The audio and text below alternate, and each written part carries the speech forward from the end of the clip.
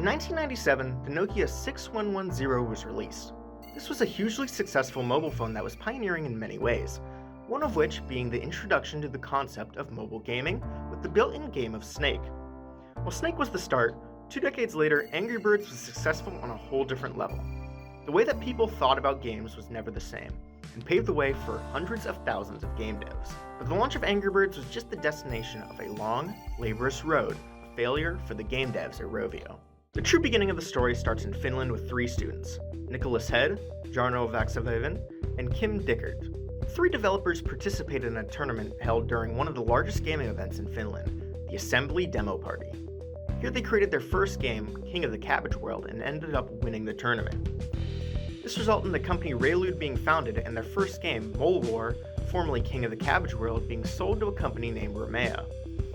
Moving on from their first success, Raylude was able to gain support from their first investor, with the company being renamed to Rovio. For the next 4 years, Rovio continued to expand and develop games.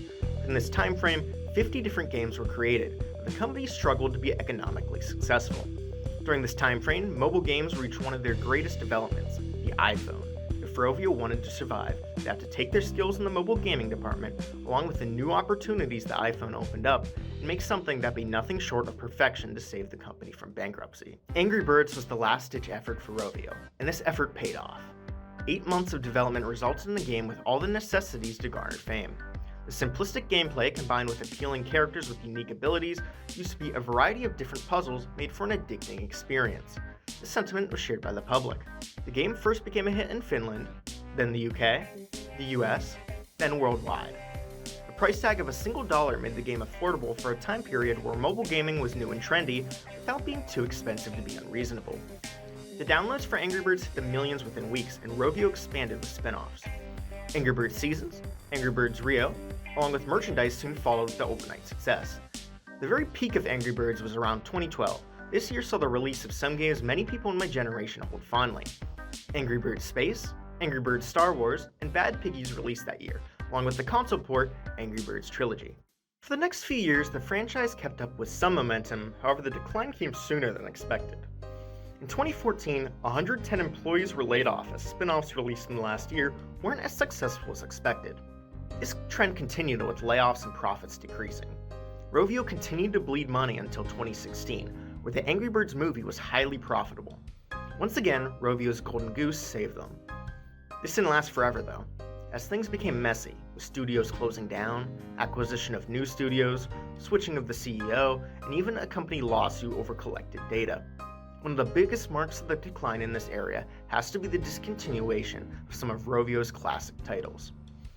In 2019, many of the earlier titles which were the foundation of the franchise, including the original Angry Birds, were delisted.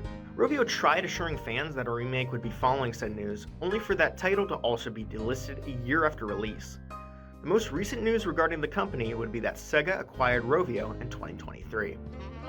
So what state is Angry Birds and Rovio left in nowadays? Well, post-Sega acquisition, Angry Birds is being used by Sega through cross-promotions in games such as Sonic Dash, Sonic Racing Cross Worlds, Angry Birds 2, and Super Monkey Ball Banana Rumble. The biggest piece of news is the development of a third Angry Birds movie slated to release in 2026. While Sega still has Rovio as one of its pillars, the Angry Birds franchise is in a weird limbo. Many people still have fond memories about the games, but the series just doesn't have the same pushing power it had a decade ago.